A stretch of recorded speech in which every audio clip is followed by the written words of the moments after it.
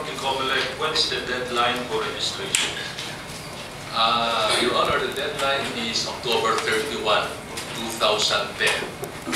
But those October 31.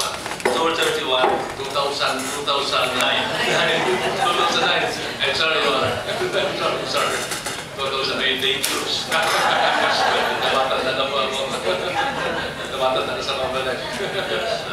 And okay, I was listening to your answers to the questions of our lady colleagues here with respect to avoiding multiple registration. Of course, you can do that because with the deadline of October 31, that means that you're going to go through the process of scanning all the registrations. Is that not correct?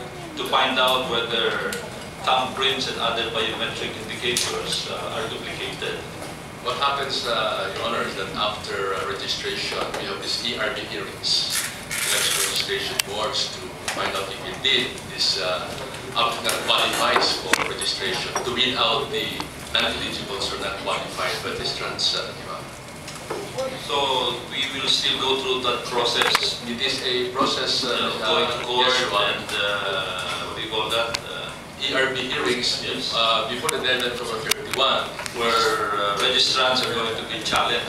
That's correct, Your Honor. But after October 31, it has to be done through the courts, Your Honor. And then after that, how long will it take you to scan all these records?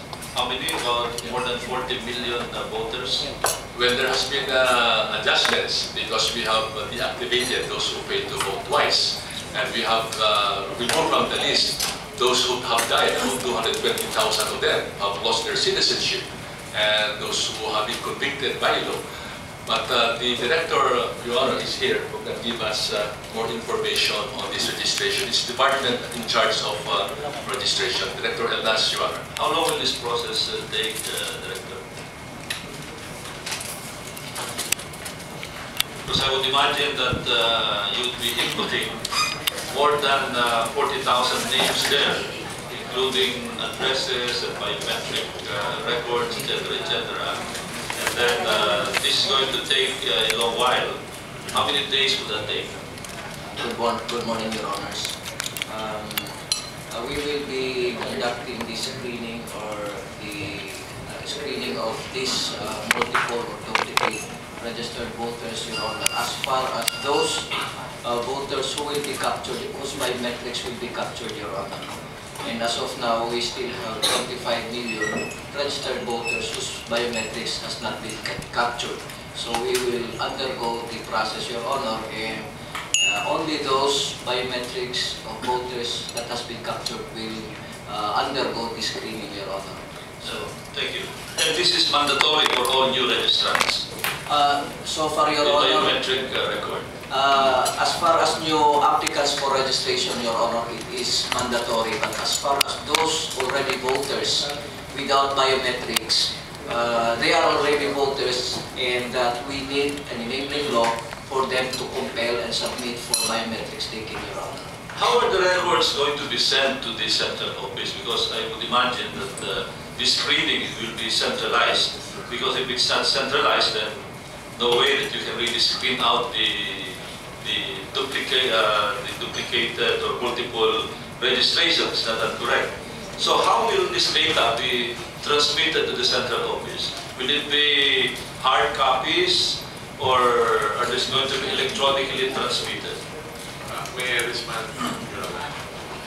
Our APIS project has 4 components. The first one is the validation.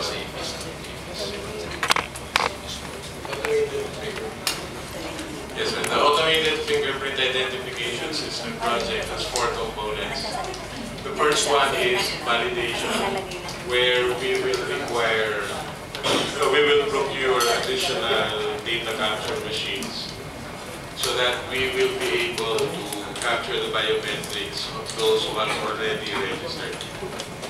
The second component is the electronic transmission of the data, which you asked about. The farthest registration center, Yes, sir. We will actually use the internet to send the data from the election officer's office to the central database in Manila.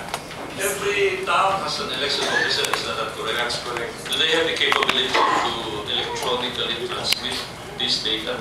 The project, Your Honor, requires the winning bidder to provide the necessary facilities that should be installed in our election officer's office so he can transmit the data electronically. So there are more than 1,600 municipalities.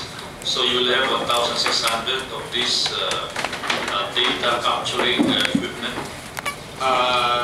Similar to, yes, if there is an area which is really not capable for one reason or another, then the electronic data will be brought physically to the next nearest municipality where there are transmission facilities. And how much is, you said that you're going to have a building, what's your budget for that? I think the budget is 1.6 billion pesos. And you have funds available already? Yes, Your Honor. And then the third component is the APIS itself, which is to match all the fingerprint and biometrics data of every registered voter, 1:1. And the fourth component is the generation of the voter's ID.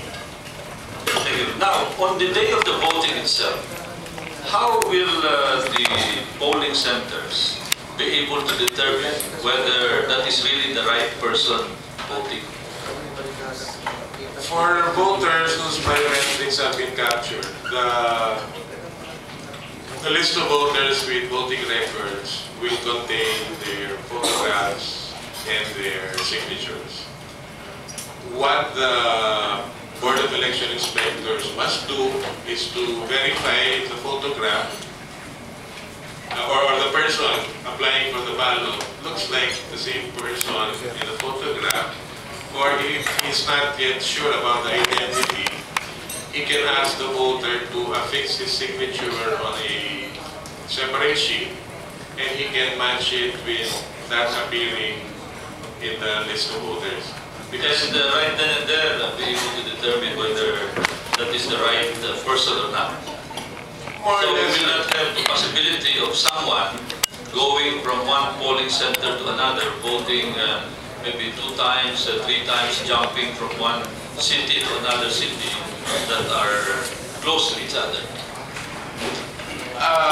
yes, Your Honor, it is the duty of the Board of Election Inspectors to ascertain the identity, to establish who the person is applying for the ballot. In fact, aside from the list of voters with voting records, which contains the photograph and signature, the application for registration